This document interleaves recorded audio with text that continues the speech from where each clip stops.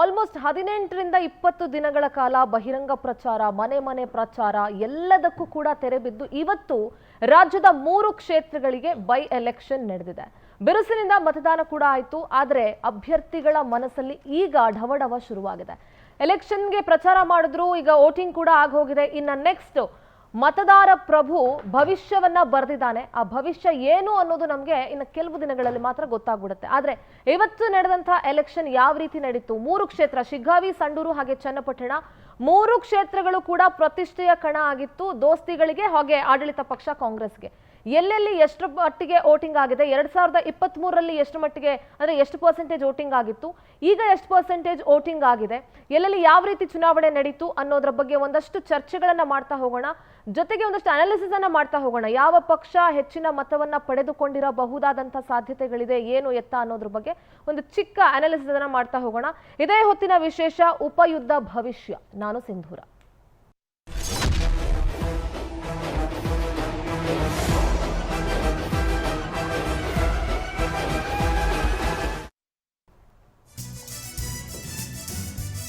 S, ಉಪಯುದ್ಧದಲ್ಲಿ ಮತಯಂತ್ರವನ್ನ ಸೇರಿದೆ ಕದನ ಕಲಿಗಳ ಭವಿಷ್ಯ. ಒಂದಷ್ಟು ಮಂದಿ ಮೊದಲ ಬಾರಿಗೆ ಅದೃಷ್ಟ ಪರೀಕ್ಷೆಗಿಳಿದವರಿದ್ದಾರೆ. ಬೈ ಎಲೆಕ್ಷನ್ 3 ಕ್ಷೇತ್ರಗಳಲ್ಲೂ ಕೂಡ ಮತದಾನ ಮುಕ್ತಾಯ ಆಗಿದೆ. ಸಂಜೆ 6 ಗಂಟೆಯ ಬಳಿಕ ಸರದಿಯಲ್ಲಿ ಇದ್ದವರಿಗಷ್ಟೇ ಅವಕಾಶ, ಮತ್ತೆ ಹೊಸದಾಗಿ ಬರೋರಿಗೆ ಯಾರಿಗೂ ಅವಕಾಶ ಇರಲಿಕ್ಕಿಲ್ಲ. ಚನ್ನಪಟ್ಟಣದಲ್ಲಿ ಸಂಜೆ 5 ಗಂಟೆವರೆಗೂ ನೋಡೋದಾದ್ರೆ 84% ವೋಟಿಂಗ್ ಆಗಿತ್ತು, ಸ್ಟಿಲ್ 5 o'clock. ಶಿಗ್ಗಾವಿಯಲ್ಲಿ ಸಂಜೆ 5ರವರೆಗೆ 75% ಹಕ್ಕು ಚಲಾವಣೆ ಆಯಿತು. ಸಂಡೂರಿನಲ್ಲಿ ಸಂಜೆ 5ರವರೆಗೆ 71% ಮತದಾನ ಆಗಿದೆ.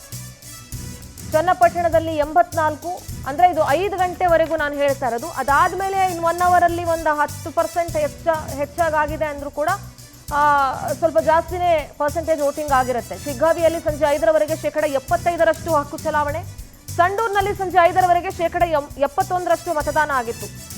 ಉಪಕದನದಲ್ಲಿ ಅಥವಾ ಈ ಉಪಯುದ್ಧದಲ್ಲಿ ಮತಯಂತ್ರವನ್ನ ಸೇರಿದೆ ಕದನ ಕಲಿಗಳ ಭವಿಷ್ಯ.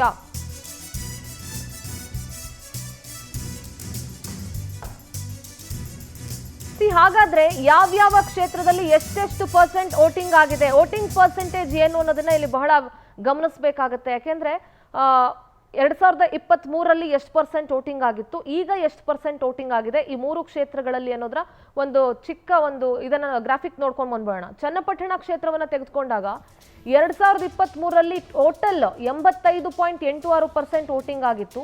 ಇವಾಗ ಸಂಜೆ 5 ಗಂಟೆಯ ತನಕ 84.26% ವೋಟಿಂಗ್ ಆಗಿದೆ. ಇನ್ನ 5 ಗಂಟೆಯಿಂದ 6 ಗಂಟೆವರೆಗೂ 1 hour ಎಕ್ಸ್ಟ್ರಾ, ಒಂದು 10% ಅಂತ ಎಕ್ಸ್ಟ್ರಾ ತಗೊಂಡ್ರು, ಅಲ್ಲಿಗೆ ಅದು ಹೆಚ್ಚು ಕಡಿಮೆ ಒಂದು 95% ಅಷ್ಟು ವೋಟಿಂಗ್ ರೀಚ್ ಆಗಿರ್ಬೋದು ಅಂತ ಅಂದ್ಕೊಳ್ಬಹುದು. ಇನ್ನು ಶಿಗ್ಗಾವಿ ಮತದಾನದ ಪರ್ಸೆಂಟೇಜ್ ಅನ್ನ ನೋಡಿದಾಗ 2023ರಲ್ಲಿ 80.46% ವೋಟಿಂಗ್ ಆಗಿತ್ತು. ಈಗ ಈ ಉಪಸಮರದಲ್ಲಿ ಸಂಜೆ 5 ಗಂಟೆ ಅಷ್ಟೊತ್ತಿಗೆ 75.07% ವೋಟಿಂಗ್ ಆಗಿದೆ. ಅದು ಒಂದು 10%, ಈ 1 hour ಗ್ಯಾಪ್ ಅಲ್ಲಿ 10% ಎಕ್ಸ್ಟ್ರಾ ಅಂತ ತಗೊಂಡ್ರು it will come up to 85%. ಇನ್ನು ಸಂಡೂರಿನ ಮತದಾನದ ಪರ್ಸೆಂಟೇಜ್ ನೋಡಿದಾಗ 2023ರಲ್ಲಿ 77.39% ಅಷ್ಟು ವೋಟಿಂಗ್ ಆಗಿತ್ತು 2023ರಲ್ಲಿ. ಈಗ ಈ ಬೈ ಎಲೆಕ್ಷನ್ ಅಲ್ಲಿ 5 ಗಂಟೆ ಅಷ್ಟೊತ್ತಿಗೆ 71.47% ಸಂಡೂರಿನಲ್ಲಿ ಮತದಾನ ಆಗಿದೆ. It is 71.47. ಅದನ್ನ ನಾವು ಈ 1 hour ಗ್ಯಾಪ್ ಅಲ್ಲಿ ಒಂದು 10% ಇನ್ಕ್ರೀಸ್ ಆಗಿದೆ ಅಂತ ತಗೊಂಡ್ರು ಅದು ಒಂದು 81ರಿಂದ 82% ಅಷ್ಟು ವೋಟಿಂಗ್ ಆಗಿದೆ ಅಂತ ಅಂದ್ಕೊಳ್ಬಹುದು. ಸೊ ಇದಿಷ್ಟು ಈ 3 ಕ್ಷೇತ್ರಗಳಲ್ಲಿ 2023ರಲ್ಲಿ ಎಷ್ಟು ಪರ್ಸೆಂಟ್ ವೋಟಿಂಗ್ ಆಗಿತ್ತು, ಇವಾಗ ಎಷ್ಟು ಪರ್ಸೆಂಟ್ ವೋಟಿಂಗ್ ಆಗಿದೆ ಅದನ್ನ ಗಮನಿಸ್ತಾ ಹೋದ್ವಿ. ಇನ್ನು ರಾಜ್ಯದ ಹಲವು ಹಗರಣಗಳು ಬೈ ಎಲೆಕ್ಷನ್ ವೇಳೆ ಅನಾವರಣಗೊಂಡ್ವು, ಅನುರಣಿಸ್ತಾ ಇದ್ದಾವೆ. ರಾಜ್ಯದ ಹಲವು ಹಗರಣಗಳು ಬೈ ಎಲೆಕ್ಷನ್ ಸಂದರ್ಭದಲ್ಲಿ ಎಲೆಕ್ಷನ್ ಮೇಲೆ ಪರಿಣಾಮ ಬೀರಿದ್ಯಾ? ಕರಿಯಾ, ವಕ್ಫು, ಈ ಮೂಡ, ಇದೆಲ್ಲವೂ ಕೂಡ ಎಲೆಕ್ಷನ್ ಮೇಲೆ ಏನಾದ್ರೂ ಇಂಪ್ಯಾಕ್ಟ್ ಆಗಿದೆಯಾ ಅಂತ. ಬೈ ಎಲೆಕ್ಷನ್ ಹೊತ್ತಲ್ಲೇ ರೈತರ ವಿರೋಧಿ ವಕ್ಫ್ ಜಾಲ ಕೂಡ ಬಯಲಾಯಿತು. ಸಿಎಂ ವಿರುದ್ಧದ ಮೂಡ ಪ್ರಕರಣ ದೇಶಾದ್ಯಂತ ಚರ್ಚೆ ಗ್ರಾಸ ಆಯಿತು. ರಾಜ್ಯದ 3 ಕ್ಷೇತ್ರಗಳಲ್ಲೂ ಈ 2 ಪ್ರಕರಣ ಎಫೆಕ್ಟ್ ಬೀರಿದ್ಯಾ ಅನ್ನುವಂಥದ್ದು ಇಲ್ಲಿ ದ ಮೋಸ್ಟ್ ಇಂಪಾರ್ಟೆಂಟ್ ಕ್ವೆಶ್ಚನ್ ಆಗುತ್ತೆ. ಚನ್ನಪಟ್ಟಣದಲ್ಲಿ ಕರಿಯಾ ಕುಮಾರಸ್ವಾಮಿ ಹೇಳಿಕೆ ಪರಿಣಾಮ ಏನಾಗಬಹುದು? ಕಾಂಗ್ರೆಸ್ ಅದಕ್ಕೆ ಪೆನಾಲ್ಟಿ ಕಟ್ಟಬೇಕಾಗಿ ಬರುತ್ತಾ? ಎಚ್ಡಿಕೆ ಟೀಕಿಸುವ ಭರದಲ್ಲಿ ಸಚಿವ ಜಮೀರ್ ವಿವಾದಿತ ಹೇಳಿಕೆ, ನಾಲಿಗೆಯನ್ನ ಹರಿಬಿಟ್ಟು ವಿವಾದಿತ ಸ್ಟೇಟ್ಮೆಂಟ್ ಅನ್ನ ಕೊಟ್ಟರು. ಜಮೀರ್ ಹೇಳಿಕೆಯಿಂದ ಕಾಂಗ್ರೆಸ್ಗೆ ಪ್ಲಸ್ಸಾ ಮೈನಸ್ಸಾ? ಮತಯಂತ್ರದಲ್ಲಿ ಭದ್ರವಾಗಿದೆ 3 ಕ್ಷೇತ್ರಗಳ ಜನರ ತೀರ್ಪು. ಎಲ್ಲೋ ಒಂದ್ ಕಡೆ ಜಮೀರು ಕಾಂಗ್ರೆಸ್ಗೆ ದುಬಾರಿ ಆಗ್ಬಿಟ್ರ ಈ ಸಂದರ್ಭದಲ್ಲಿ ಅನ್ನುವಂಥ ಪ್ರಶ್ನೆ ಮೂಡುತ್ತೆ. ಅವರ ಹೇಳಿಕೆ ಅಂದ್ರೆ HDK ಅವರನ್ನ ಟೀಕಿಸುವ ಭರದಲ್ಲಿ ಆ ಸ್ಟೇಟ್ಮೆಂಟ್ಗಳಿದೆಯಲ್ಲ, ದೇವೇಗೌಡರ ಕುಟುಂಬವನ್ನ ಕೊಂಡ್ಕೊಂಡು ಬಿಡ್ತೀವಿ ಅನ್ನೋದಿರ್ಬೋದು, ಅಥವಾ ಕರಿಯ ಕುಮಾರಸ್ವಾಮಿ ಅಂತ ಕೊಟ್ಟಂತ ಸ್ಟೇಟ್ಮೆಂಟ್ ಇರ್ಬೋದು.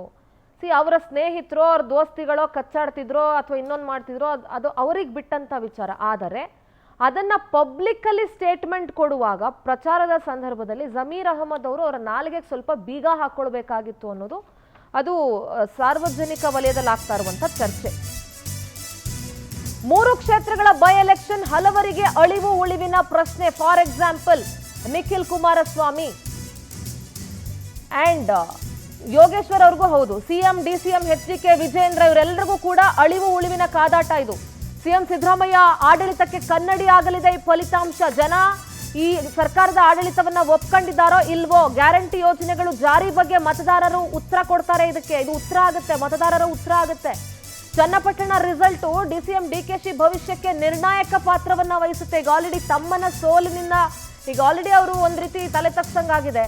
ಸಹೋದರ DK ಸುರೇಶ್ ಸೋಲಿಗೆ ಸೇಡ್ ತೀರಿಸ್ಕೊಳ್ತಾರ DCM ಗೊತ್ತಿಲ್ಲ. KPCC ಅಧ್ಯಕ್ಷರು ಆಗಿದ್ದಾರೆ DKC. ರಿಸಲ್ಟ್ಗೆ ಉತ್ತರದಾಯಿ ಅವರು, is answerable for the result. ಚನ್ನಪಟ್ಟಣದಲ್ಲಿ ನಿಖಿಲ್ ಸೋತ್ರೆ ಕುಮಾರಸ್ವಾಮಿಗೆ ಮುಖಭಂಗ ಆಗೋದ್ರಲ್ಲಿ ಯಾವುದೇ ಅನುಮಾನ ಇಲ್ಲ. ಈಗ ಆಲ್ರೆಡಿ 2 ಸಲ ಸೋತಿದ್ದಾರೆ. ಮಗನನ್ನ ಗೆಲ್ಲಿಸ್ಕೊಂಡು ಬರಕ್ಕಾಗ್ಲಿಲ್ಲ ಅಂತ ಕೇಂದ್ರ ಸಚಿವರಾಗಿ ಮೈತ್ರಿ ಪಡೆಯಲು ಕೂಡ ಭಾರಿ ಮುಖಭಂಗ ಅನುಭವಿಸಬೇಕಾಗುತ್ತೆ ಕುಮಾರಸ್ವಾಮಿ ಕೂಡ. ಇನ್ನು JDSನ ಅಸ್ತಿತ್ವವನ್ನೇ ಪ್ರಶ್ನಿಸಲಿದೆ ನಿಖಿಲ್ನ ಸೋಲು ಗೆಲುವು. ಇನ್ನು ಬಿಜೆಪಿ ರಾಜ್ಯಾಧ್ಯಕ್ಷ ವಿಜೇಂದ್ರಗೂ ಕೂಡ ನಿರ್ಣಾಯಕ ಫಲಿತಾಂಶ ಇದು.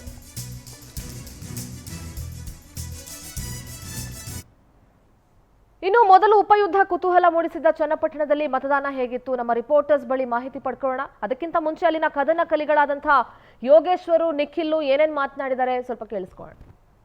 ಒಳ್ಳೆಯ ವಾತಾವರಣ ಇದೆ.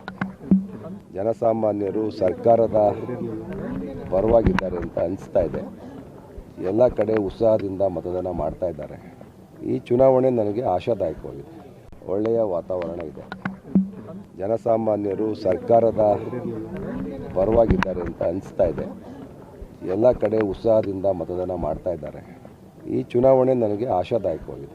ನಾನು ಕೂಡ ಅತ್ಯಂತ ಪ್ರಾಮಾಣಿಕವಾಗಿ ಈ ಒಂದು ಚುನಾವಣೆಯ ಸಂದರ್ಭದಲ್ಲಿ ಕಳೆದ 6.5 ವರ್ಷಗಳ ಕಾಲ ಸನ್ಮಾನ್ಯ ಕುಮಾರಣ್ಣ ಅವರ ಕಾಲ್ಗಡದಲ್ಲಿ ಆಗಿರ್ತಕ್ಕಂಥ ಅನೇಕ ಅಭಿವೃದ್ಧಿ ಕಾರ್ಯಗಳ ಬಗ್ಗೆ ನಾನು ನಮ್ಮ ಕ್ಷೇತ್ರದ ಮತದಾರರು, ತಾಯಂದ್ರಿರ್ಬೋದು, ಯುವಕರು, ಹಿರಿಯಕರು ಎಲ್ಲರ ಹತ್ರ ಕೂಡ ಇವತ್ತು ಪ್ರಸ್ತಾವನೆಯನ್ನ ಮಾಡಿದ್ದು, ಅವರ ಹೃದಯದಲ್ಲಿ ಇವತ್ತು ನನಗೆ ಒಂದು ಸ್ಥಾನವನ್ನು ಕೊಡ್ತಾರೆ ಅಂತಕ್ಕಂಥದ್ದು ನಾನು ಒಂದು ಆತ್ಮವಿಶ್ವಾಸ. ನಮ್ಮ ರಾಮನಗರ ಪ್ರತಿನಿಧಿ ಪ್ರವೀಣ್ ನೇರ ಸಂಪರ್ಕದಲ್ಲಿ ಜಾಯ್ನ್ ಆಗ್ತಾ ಇದ್ದಾರೆ. ಅಲ್ಲಿನ ಒಂದಷ್ಟು ಆಗುಹೋಗುಗಳ ಬಗ್ಗೆ ಅಥವಾ ಇವತ್ತು ಚುನಾವಣೆ ಹೇಗಾಯ್ತು ಅನ್ನೋದ್ರ ಬಗ್ಗೆ ಒಂದು ಅಪ್ಡೇಟ್ ಪಡ್ಕೊಳ್ತೀನಿ. ಪ್ರವೀಣ್, ಸದ್ಯ ಚನ್ನಪಟ್ಟಣ ಹೈ ವೋಲ್ಟೇಜ್ ಕ್ಷೇತ್ರ ಇಡೀ ದೇಶದ ಗಮನವನ್ನ ಸೆಳೆದಿದ್ದಂಥ ಅಥವಾ ಸೆಳಿತಾ ಇರುವಂತಹ ಕ್ಷೇತ್ರ ಅಂತ ಹೇಳಿದ್ರೆ ತಪ್ಪಾಗೋದಿಲ್ಲ. ದೇಶಾದ್ಯಂತ ಚರ್ಚೆಗೆ ಗ್ರಾಸವಾಗಿರುವಂತಹ ಕ್ಷೇತ್ರ, ಜೊತೆಗೆ ಹಲವರ ಅಳಿವು ಉಳಿವಿನ ಪ್ರಶ್ನೆಗೆ ಸಾಕ್ಷಿಯಾಗಲಿರುವಂತಹ ಕ್ಷೇತ್ರ ಅಂದ್ರೂ ಕೂಡ ತಪ್ಪಾಗೋದಿಲ್ಲ. ಸದ್ಯ ಇವತ್ತಿನ ಮತದಾನ ಯಾವ ರೀತಿ ಆಯ್ತು, ಹೇಗಿತ್ತು ಎಲೆಕ್ಷನ್ ಬಿಸಿ? ಖಂಡಿತ ಸಿಂಧೂರ, ಚನ್ನಪಟ್ಟಣ ಮೊದಲಿಂದನೂ ಕೂಡ ಹೈ ವೋಲ್ಟೇಜ್ ಕ್ಷೇತ್ರ ಆಗಿತ್ತು. ಹಾಗಾಗಿ ಮತದಾರರು ಕೂಡ ಸಾಕಷ್ಟು ಬಿರುಸಿನಿಂದ ಬಂದು ಮತವನ್ನು ಚಲಾವಣೆ ಮಾಡಿರುವಂಥದ್ದು. ಇದು ದಾಖಲೆಯ ಮತದಾನ ಕೂಡ ಆಗಿರುವಂಥದ್ದು. ಸಂಜೆ 5 ಗಂಟೆ ವೇಳೆಗೆ ಸುಮಾರು 85% ಮತದಾನ ಆಗಿತ್ತು. ಈಗ 6 ಗಂಟೆ ಮುಗಿದಿದೆ. 6 ಗಂಟೆ ಮುಗಿದ ನಂತರ ಕೂಡ 90%ಗೆ ಮತದಾನ ಆಗಿದೆ ಅಂತೇಳಿ ಈಗ ಗೊತ್ತಾಗ್ತಾ ಇರುವಂಥದ್ದು. ದೃಶ್ಯದಲ್ಲಿ ನೀವು ಕೂಡ ನೋಡ್ಬೋದು. ಇದು ಚನ್ನಪಟ್ಟಣದ ಮಂಗಳವಾರಪೇಟೆಯ 73, 74, 75 ವಾರ್ಡು. ಏನೋ 6 ಗಂಟೆ ಮುಗಿದಿದೆ. 6 ಗಂಟೆ ಮುಗಿದ್ರೂ ಕೂಡ ಮತದಾರರು ಸರತಿ ಸಾಲಿನಲ್ಲಿ ನಿಂತು ಮತದಾನವನ್ನು ಮಾಡಲಿಕ್ಕೆ ಮುಂದಾಗಿರುವಂಥದ್ದು. ಯಾಕೆಂದರೆ ಗೇಟ್ 6 ಗಂಟೆಗೆ ಮತಗಟ್ಟೆಯ ಗೇಟು ಕ್ಲೋಸ್ ಆಗುತ್ತೆ. ತದನಂತರ ಬಂದಂಥವ್ರಿಗೆ ಅವಕಾಶ ಇರೋದಿಲ್ಲ ಮತಕೇಂದ್ರದ ಒಳಗಡೆ. ಅದಕ್ಕೂ ಮುಂಚೆ ಯಾರೆಲ್ಲ ಮತದಾರರು ಬಂದಿರ್ತಾರೋ ಅವರೆಲ್ಲರಿಗೂ ಕೂಡ ಒಂದು ಟೋಕನನ್ನು ಕೊಟ್ಟು ಆ ಮತದಾನಕ್ಕೆ ಅವಕಾಶವನ್ನು ಕೊಡುವಂಥದ್ದು.